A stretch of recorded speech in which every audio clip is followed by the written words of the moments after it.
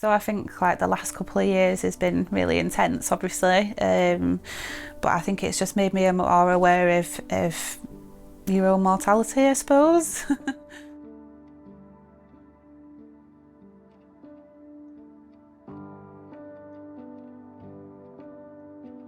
I think it was sort of a different experience for me because I was a little bit unwell at that point. I'd only been in hospital like a month before, so I was off work sick actually. Probably looking at going back to returning to work, and then I got told that I couldn't go back to work and that I had to shield. So it was really, really scary actually.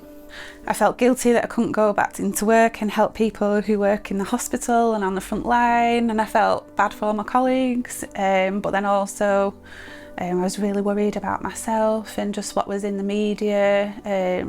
I just thought that having like the PH diagnosis, as well as you having COVID and them struggling for ventilators and all the other things, that if you were in that position where you were really sick, that you might not be given the chance to live against somebody else. So we were really stuck to the rules really. We just stayed in the house. Obviously we've got like really lucky, we've got a nice garden and like big garden, so we had that outdoor space. And we just kept ourselves to ourselves really. Had our friends do our shopping for us. They were like leaving it at the front door. We were washing the shopping when it came in. It was pretty intense when you look back at it because you sort of forget all of that really. Yeah, I kept myself busy doing all sorts, so I really like making things in general. So I really like cooking. I always cook from scratch. I have made my own clothes, so like knitting. I'm a bit of a geek really. I've done all sorts. So over lockdown, we bought the house because the garden was just big and it was a mess when we bought it. It was really overgrown, but we thought we can do something with that, but we never had the time or the money to put into it. The lockdown gave us that time to be able to focus on the garden. I suppose to be told that I was like clinically extremely vulnerable, I didn't really feel that way. I know I've had PH since 2008, but for 10 years of that I was like fitter than most other people. It doesn't pick a certain type of person, you know, like a certain condition. Lots of people who've been really fit and healthy have got really poorly too.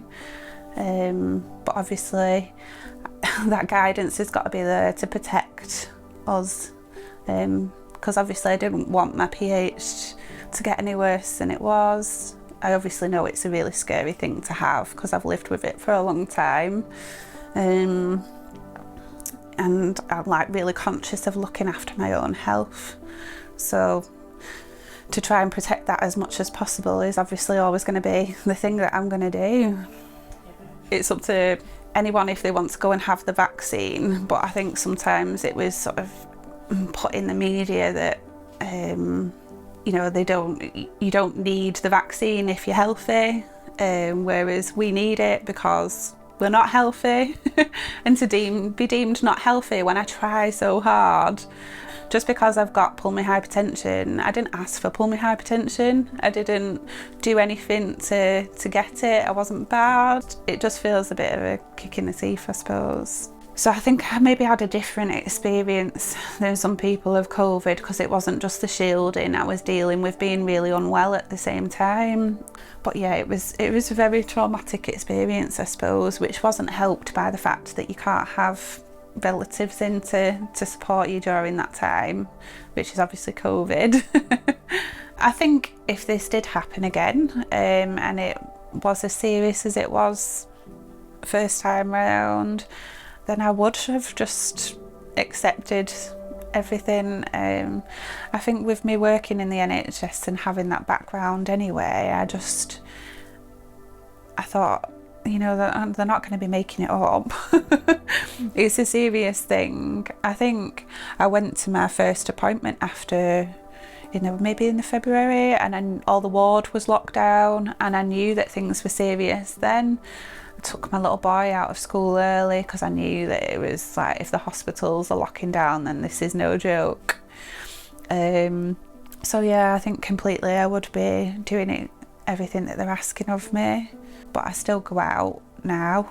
I'll go out and not wear a mask because I'm not as scared as I was having had it. I've had it twice now. Not saying that that makes me immune or that I'm not going to get really sick from it, but I think you've just got to weigh up them risks now, haven't you? And obviously having a little boy, and I think that's all affected him like massively. Not just the COVID, but my ill health and the way I have been. He's been really worried about that. So I think I've got to have like some normality in my life, not just for me, but for my family.